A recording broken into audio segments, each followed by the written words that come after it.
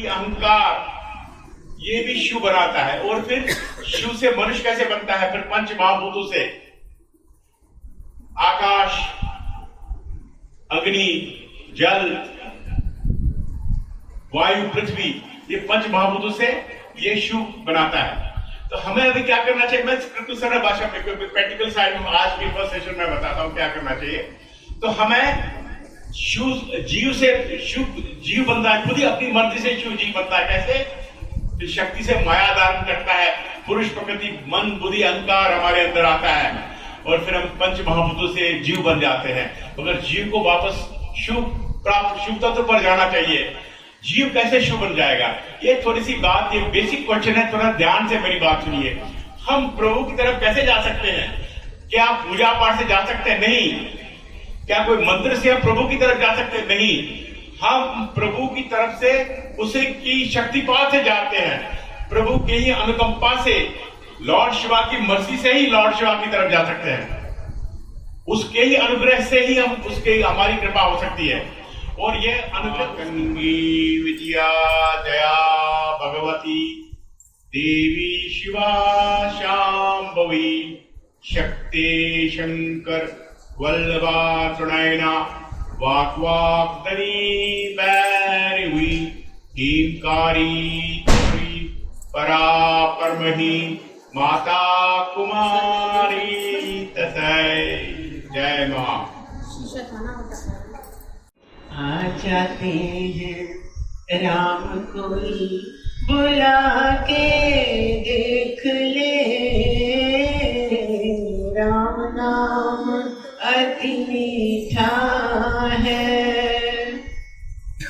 आधे नाम पे आते हैं, हो कोई बुलाने वाला, दिख जाते हैं राम, हो कोई मोल चुकाने वाला। आधे नाम पे आते हैं, हो कोई बुलाने वाला, बिक जाते हैं राम, हो कोई मोल चुकाने वाला।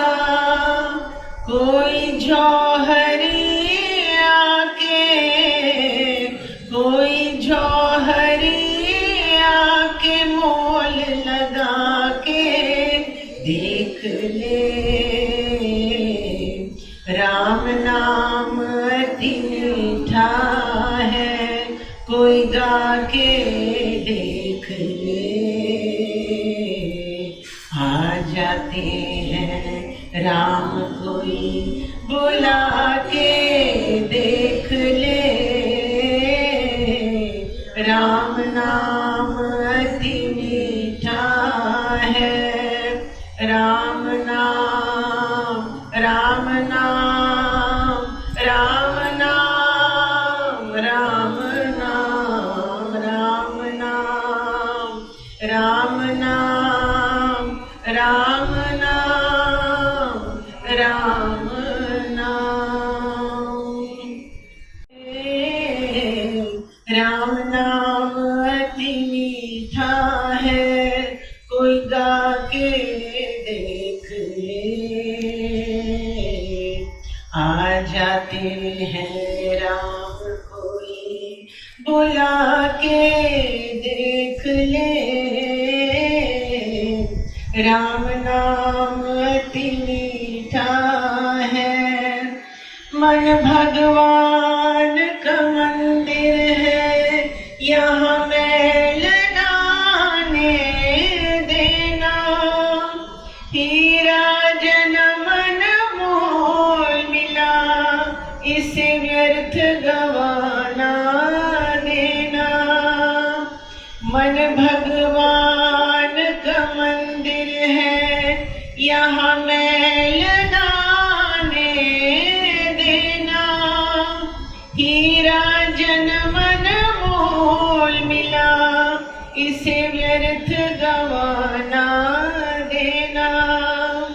शीश दिए हरि मिलते हैं, ये हरि मिलते हैं, लुटा के देख ले।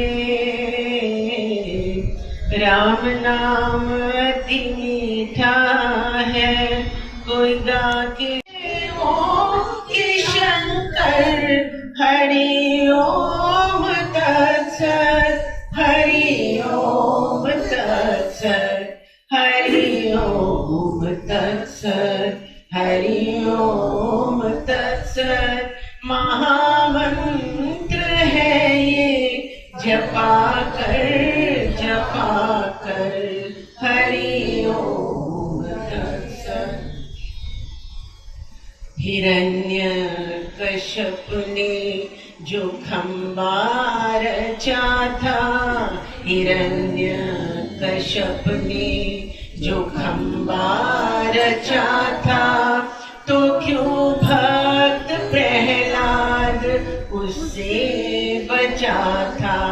हिरण्यकश्यप ने जो खंबा रचा था, हिरण्यकश्यप ने जो खंबा रचा था, तो क्यों भक्त प्रहलाद उससे बचा था। तो क्यों भक्त प्रहलाद उससे बचा था। यही मंत्र आया था उसकी जुबां पर, यही मंत्र आया था उसकी जुबां पर। हरि ओम तत्सत, हरि ओम तत्सत, हरि ओम तत्सत, हरि ओम तत्सत। महामंत्र है ये, जपा कर महामंत्र है ये, जपा कर हरि ओम तत्सत, हरि ओम तत्सत, हरि ओम तत्सत। आज हम एक बिल्कुल अलग पर्सनालिटी से आएंगे। गुरु जी है, कह सकते हैं आप, जी कह सकते हैं, आचार्य जी के हैं। कुल मिला के एक धर्म गुरु से आज हम आपको परिचय करा रहे हैं। तो धर्म गुरु हैं वीरेंद्र जी, वीरेंद्र काजी का टाइटल है। वीरेंद्र जी कश्मीर से हैं, जिन्होंने शिव के ऊपर एक बहुत बड़ा अध्यात्म विषय को चुना। तो हम इन्हीं से इन्हीं की जो बारे जानते हैं कि शिव को ही इन्होंने अध्यात्म में क्यों चुना। आपका हार्दिक स्वागत है। तो बताइए, शिव को ही आपने, पहले तो आप अपना मूल रूप से आप कश्मीर से हैं, तो थोड़ा कश्मीर के बारे में बताएं। बहुत ही सुंदर प्रश्न आपने पूछा। शिव को कैसे मैंने चुना। मैं कश्मीरी पंडित हूँ, कश्मीर को बिलोंग करता हूँ। हमारे घर में बहुत सुंदर धार्मिक वातावरण था। मेरे पिताजी नामी जज थे। समर में क्या होता है, हिमालय पहाड़ पर बड़े बड़े साधु संत हमारे घर आते, फिर वो वहां से यात्रा करते थे। श्रीनगर में रहते थे हम, कोई अमरनाथ, कोई पहाड़ में, गुफा में। तो मुझे सौभाग्य प्राप्त हुआ बड़े बड़े संत साधु संतों का मिलना, उनका आशीर्वाद पाना। क्योंकि ऐसा एक माहौल हुआ हमारे घर में। हमारे घर में जो काम करता था, जो हमें पाता था, वो एक बहुत बड़ा साधु बन गया। तो इतनी सिद्धि प्राप्त हुई, इसका पता चलेगा कि हमारे घर में कैसा माहौल था। क्यों मैं स्पिरिचुअलिटी में। अच्छा, ये अपने आप शिव पर क्यों आप ज्यादा अध्ययन करते हो, बहुत अच्छा लगा ये आपका प्रश्न। मेरी पहली प्रेरणा थी ललेश्वरी माता। ललेश्वरी माता 14th सेंचुरी, 14th सेंचुरी की एक परम शैवी योगिनी थी। उन्होंने बहुत बड़ी मिसाल कायम की। एक सरल लड़की थी वो, ससुराल में जुल्म करते थे उसके ऊपर, बुरा एनवायरमेंट फेस करके परम शैवी योगिनी बन गई। उसके वचन बहुत पॉपुलर थे कश्मीर में, पढ़ते थे, उसके ज्ञान पढ़ते थे। तो वो वचनों में क्या था, पूरा जीवन चरित्र, शिव साधना, हर एक चीज वचन में था। तो ये जो उनके वचन थे, हमारे दिल में उतर गए और उनके वचनों में शैव आगम जो मेरा विषय है उसका जो मूल ज्ञान था उसका सरल भाषा में उनका वर्णन है। पहले मैंने वचनों को ग्रहण किया, फिर मेरी रुचि बढ़ गई शैव आगम। शैव आगम, शैव आगम क्या है? ये आगम शास्त्र है जो भगवान शिव ने माता पार्वती को समझाया। ये आगम शास्त्र है और ये बड़े बड़े आगम ग्रंथों द्वारा रचित है। मेरा यही प्रयास है सरल भाषा में आप आगे तक पहुंचा जाए। तो आज के सत्संग का भी यही विषय था कि मैं सरल लोगों को ये जो आगम शास्त्र, हाँ सरल भाषा। तो जैसे नॉर्मली क्योंकि आपको रहते ही एक ऐसी जगह पर है जहाँ से शिव महिमा ही शुरू होती है, क्योंकि सारा कश्मीर के बाद सारे पहाड़ हिमालय बच्चे शुरू होता है। तो जैसे जब आपने देखा उत्तरी भारत में आए तो सबसे बड़ा डिफरेंस क्या लगा उस पूजा पाठ या भक्ति के प्रति? मैं कहूँगा शिव सब कुछ शिवमयी है, पूजा भी शिवमयी है, भक्ति भी शिवमयी है। और बात ये आपकी बहुत अच्छा प्रश्न है, मैं प्रश्न देता हूँ। मैंने भी लेक्चर में जो मैंने कहा लोगों को कि बड़े बड़े विद्वान बनारस में सीखते थे ज्ञान, का ज्ञान, फिर अगर साधना के लिए आते थे कश्मीर, सबको शारदा पीठ भी बोलते हैं। तो बेसिकली क्या है, हम कहते हैं भक्ति बहुत ही जरूरी है और आप पूजा करो, शिव पूजा पाठ वगैरह, फिर आप थोड़ा एडवांस आगे बढ़ो। उसके भी मैं चर्चा कर रहा था, पहले आप बाहर रुके थे, फिर अंतर्मुखी हो जाओ, अंदर की साधना करो, फिर आप डिवाइन से कनेक्ट करोगे, आनंद जीवन आनंद। जैसे जब हम डिवाइन की बात करते हैं, अध्यात्म की बात करते हैं, तो बहुत सारे लोग होते हैं जैसे मालूम है अपने आप को कि हम डिवाइन को कनेक्ट नहीं कर सकते। क्या तो उसका सरल मंत्र है या सरल भाषा में आप बता सकते हैं कि लोगों को कैसे डिवाइन से कनेक्ट करें? ये बहुत ही कॉमन क्वेश्चन है, ऐसे डिवाइन से कनेक्ट नहीं कर पा रहे हैं। हाँ। वही हमारा प्रयास है। तो मैं इसमें आपको 1 मिनट लूंगा कि हम डिवाइन से कैसे कनेक्ट कर सकते हैं। ये उसकी अनुकंपा से ही कनेक्ट कर सकते हैं, जिसको हम बोलते हैं प्रिंसिपल ऑफ शक्तिपात। उसी का ही अनुग्रह, उसी की ही मर्जी हमारे ऊपर आ जाए, तो उसी की अनुकंपा है, ना कि हमारा प्रयास है, उसकी मर्जी है। आपने बड़ी बड़ी कहानियां कि जो ज्ञान खुशी था, गन्ना जाट पता नहीं था, या रत्नाकर डाकू था, बालमती बन गया, उसी के अनुग्रह से हम उसकी तरफ जा सकते हैं। मगर हमें प्रयास करना चाहिए, हमें प्रयास करना चाहिए। जो शिव सूत्र में उसका वर्णन है, प्रयास क्या करना चाहिए, उस अनुकंपा प्राप्त करने के काबिल होना चाहिए। उस पर भी हम लंबी चर्चा करते हैं कि जो हमारे कर्म, हमारी क्रिया है, उस पर हमें थोड़ा ध्यान देना चाहिए। जैसे अभी मैंने आपको कहा कि पहले पूजा पाठ वो अच्छी बात है, सब कुछ है, तीर्थ यात्रा, ध्यान धारणा, योग वगैरह, ये ठीक है। इसके आगे हमें आगे बढ़ना है। कैसे बढ़ेंगे? पहली क्रिया है बाहर मुखी से अंतर्मुखी हो जाए, बाहर की क्रिया से अंतर्मुखी हो जाए। आप देखोगे आपका मेडिटेशन ऑटोमेटिक हो जाएगा, खुद ही जप हो जाएगा। अजब वो भी है साधना है। तो साधना है, कहता है मिट गया मन का संशय जब तेरा दर्शन पाया। तो हायर साधन में जाएंगे, ये प्रश्न भी ऑटोमेटिकली सॉल्व हो जाएगा, आप खुद ही भगवान से क्लोज होते चले जाए। अच्छा, जैसे शिव के बारे में कोई बात है कि शिव एक डिस्ट्रॉयर भी है, और अभी मैं कभी कहीं कहीं पढ़ता हूँ कि शिव एक जनक भी, कई लोग इसको शिव को जनक भी बोल रहे हैं, पालक भी बोलते हैं और दुष्ट भी बोलते हैं। तो आप अपने वाणी में शिव का किस रूप में दर्शन पाते हैं? बहुत ही सुंदर प्रश्न है, मैं कहता हूँ सुनिए, बहुत अच्छा प्रश्न है, बल्कि आज मैंने इसकी चर्चा नहीं की, चर्चा होनी चाहिए।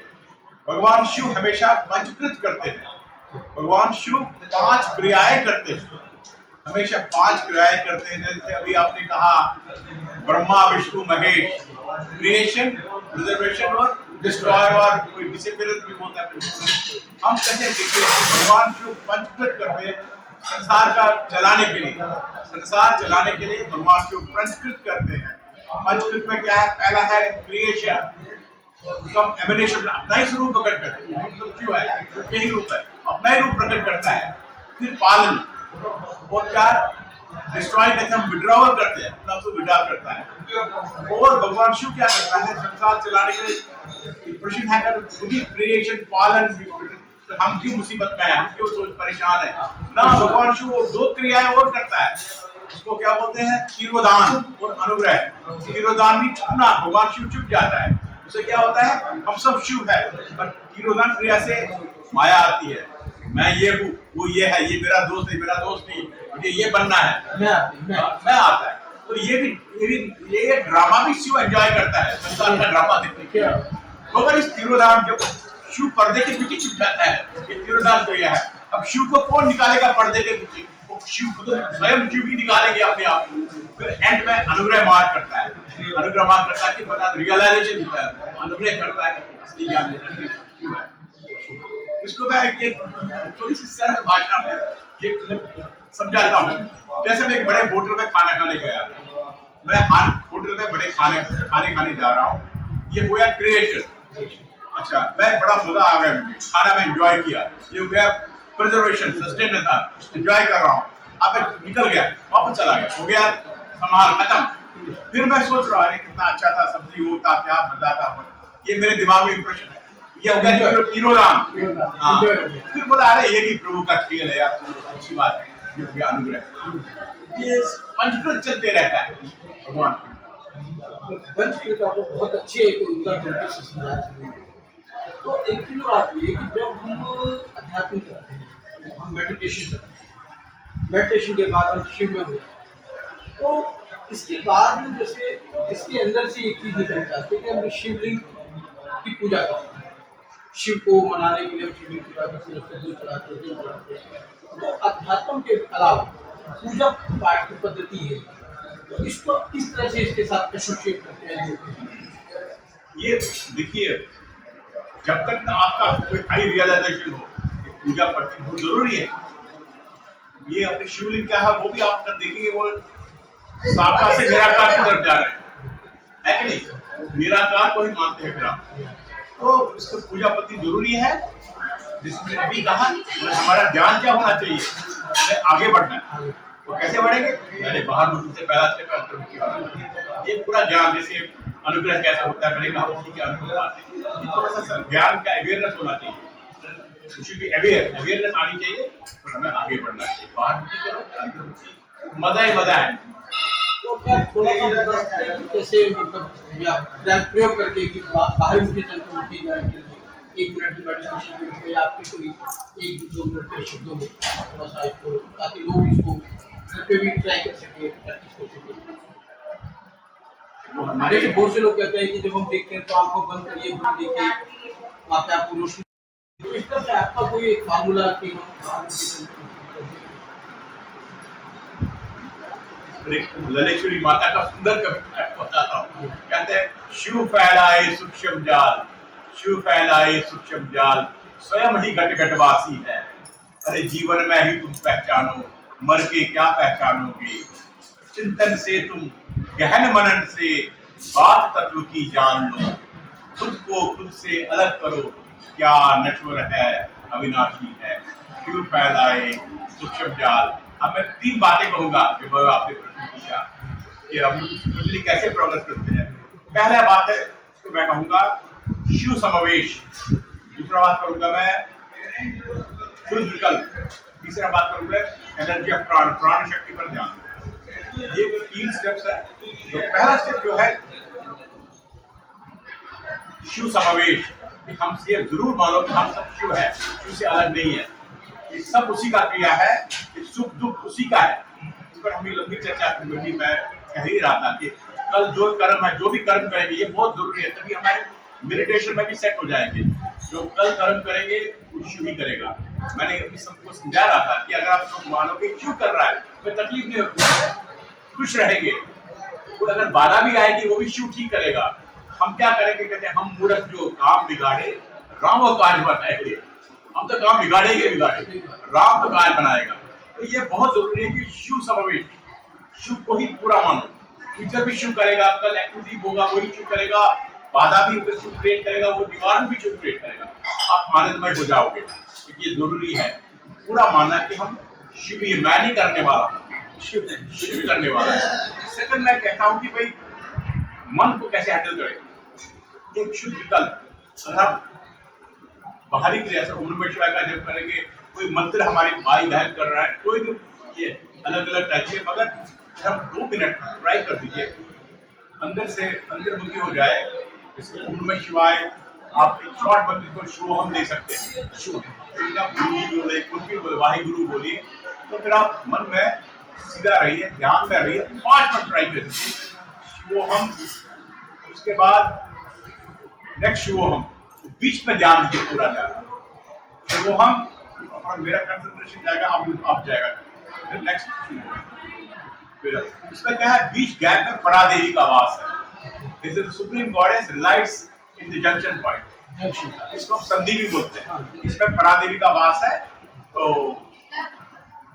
इस पर आप ध्यान दीजिए, आपका 100% मन आपका एकाग्रित हो गया। शुद्ध विकल्प तो बोला मैंने, हमारा मन की प्रॉपर्टी है विकल्प, थॉट प्रोसेस, जापान से जर्मनी, इमेजिनेशन, कुछ भी एक के बाद दूसरा, दूसरे के बाद विकल्प तीसरा।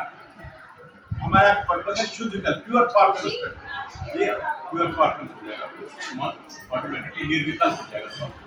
ये जरूरी है सरल भाषा में, नहीं तो आप मन को बोले ध्यान करो कि 1 घंटा बैठो, ट्राई करो, ट्राई करने से कुछ ही होता है, वापस आ जाएगा आपके पास, बाउंस बैक करेगा, बाउंस बैक करेगा। कोई शुद्ध विकल्प। उसके बाद एनर्जी ऑफ प्राणा, इसे करके क्या है, उसमें अलग अलग स्टेप्स है, वो विज्ञान है उस पर बना हुआ है, कितनी धारणा, 112 धारणा है, 2-4 ये अलग फिगर के भले तो हम पहले हम चलाते हैं कि धारणा नंबर 1, पहले अपना प्राण पान को लॉन्च करें, सांस को आउटर ब्रेथ से प्राण क्रिया है, अपान इनर क्रिया है, ये भी परादेवी का वास है। कि सोहम हम साथ को बोलिए, फिर हम बोलेंगे जैसा कि मैंने कहा ये जंक्शन पॉइंट है, फिर अपने प्राण जहाँ एंड होता है, आउटर ब्रेथ और इनर ब्रेथ, तो उसके ऊपर अवेयर हो जाइए, तो उसके फोकस करइए। आप देखोगे कि अंतर घुटने का एक पहला बड़ा फॉर्मूला, धीरे धीरे ये बढ़ जाता है। तो क्योंकि आज जैसे जो माहौल चल रहा है, बहुत सारा टेक्निकल भी चल रहा है, बहुत सारा जो यूथ है वो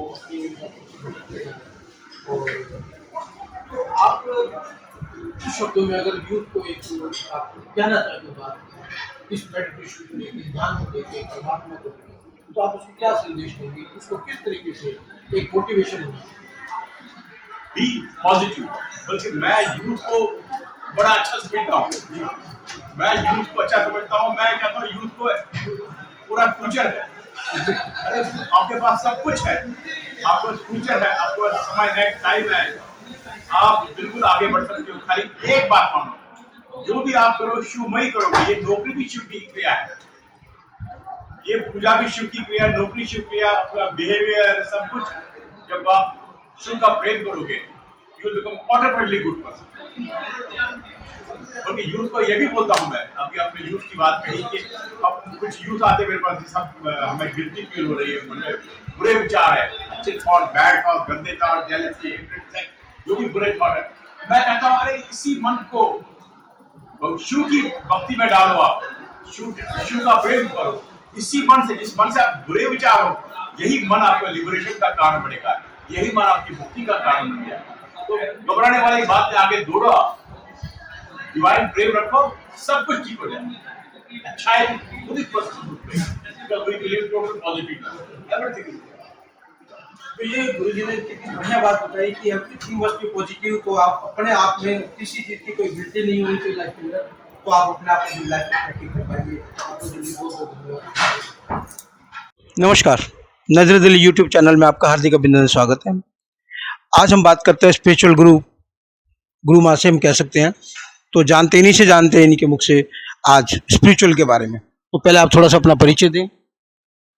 मेरा नाम सोनिया कथुरिया है और मैं खुद अपने गुरुजी की बेटी हूँ। आपने मुझे जो कहकर संबोधित किया, मैं बहुत उसके लिए गुरुजी का शुक्राना करती हूँ। एंड एक ही चीज़ मानती हूँ और मैं चाहती हूँ कि सब भी ये चीज़ समझें।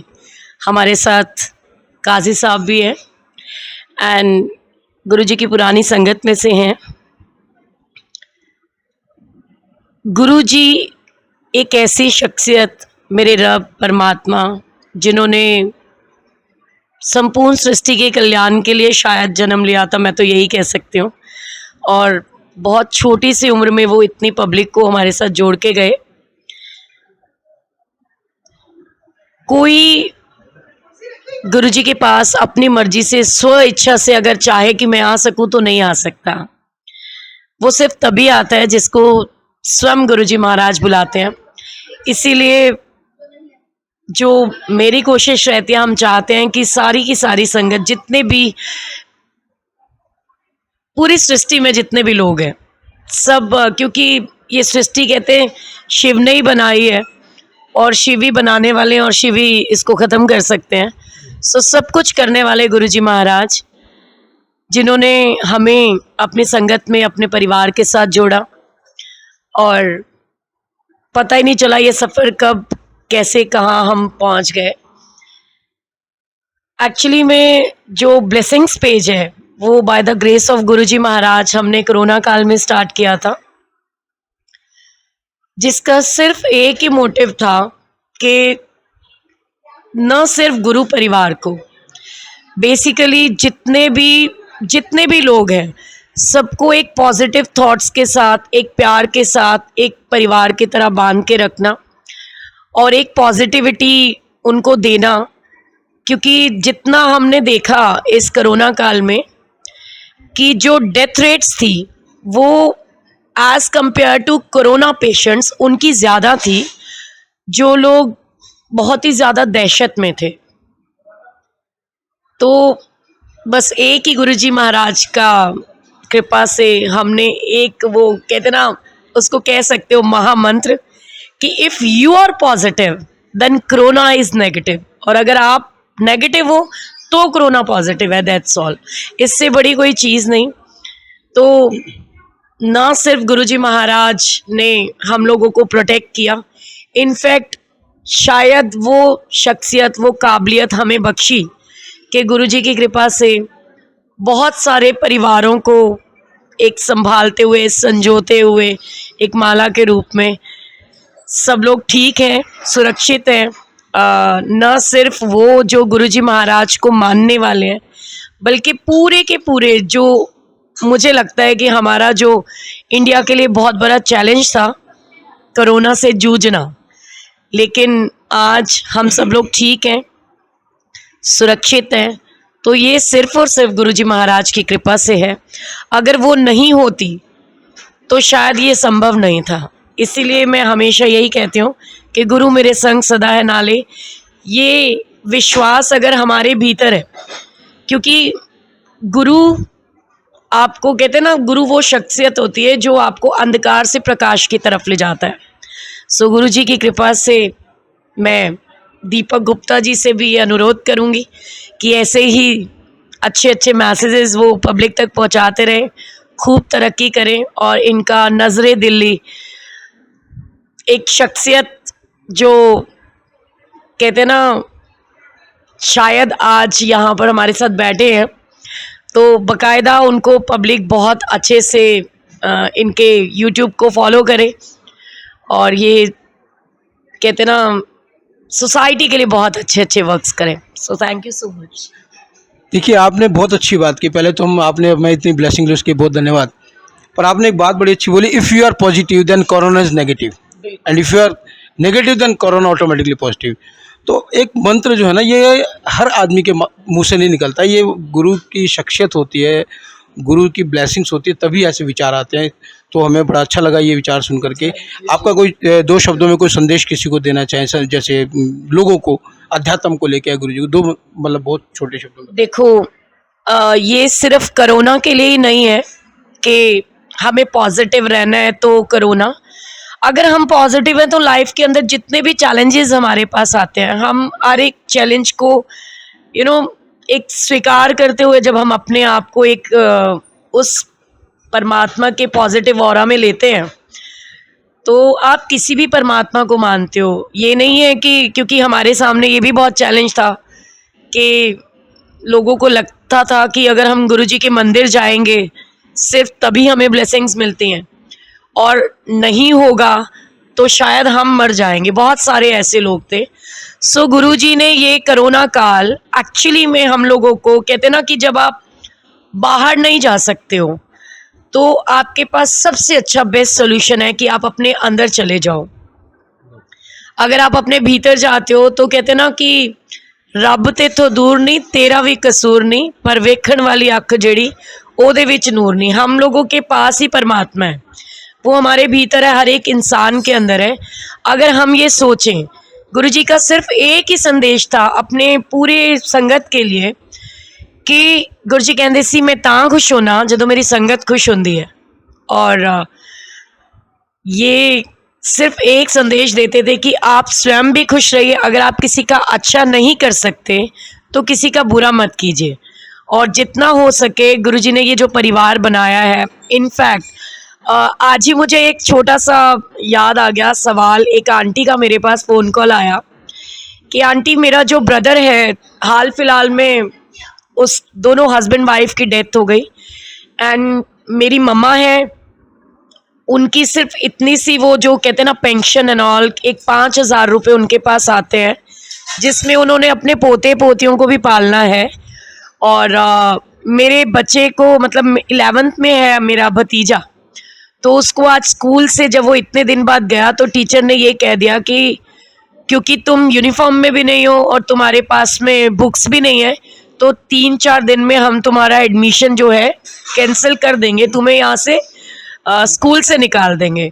तो कहने लगे कि क्या मैं जो गुरुजी महाराज के लिए अमाउंट निकालती हूँ, जैसे आपने हमें हमेशा गाइड किया कि अगर आप 10,000 कमाते हो, बेशक 1 रुपया ही निकालो, पर परमात्मा के लिए, उस शक्ति के लिए निकालना चाहिए, तो क्या मैं उस अमाउंट में से अपने भतीजे की सपोर्ट कर सकती हूँ, उसको बुक्स दिला सकती हूँ, उसको यूनिफॉर्म दिला सकती हूँ। तो ये मेरा संदेश सारे हर एक इंसान के लिए है कि गुरुजी कहते थे कि आप कहते ना गुरु नानक की गुल्लक में डालना, किसी गरीब के मुख में डालना है। आप कोई पूजा पाठ मत कीजिए, आप कोई धर्म कर्म मत कीजिए, आप किसी तीर्थ पे मत जाइए, लेकिन आप किसी नीडी व्यक्ति की जब आप कहते ना मदद करते हो, वो ज़रूरतमंद इंसान जिसको आपकी वजह से वो एक शख्सियत बनता है, तो उस समय में परमात्मा की इतनी असीम कृपा आपके ऊपर होती है कि अगर आपने कोई एक भी पुण्य कार्य नहीं किया, लेकिन अगर आप सच की राह पे चले हो और अगर आपने किसी के भले के लिए कुछ किया है, तो बस ये मान लीजिए कि परमात्मा आपसे खुश है। और बस इतना ही कहूँगी आप लोगों को कि कोई पूजा पाठ बेशक मत कीजिए, क्योंकि पूजा दिल से होती है, उसके लिए दिखावे की आडंबर की ज़रूरत नहीं है। आप तीर्थ पे नहीं जा सकते, मत जाइए।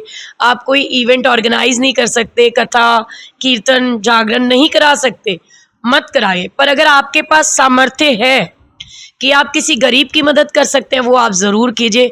उससे बड़ा कोई पुण्य कार्य नहीं है, परमात्मा उसी में खुश होते हैं। So thank you so much.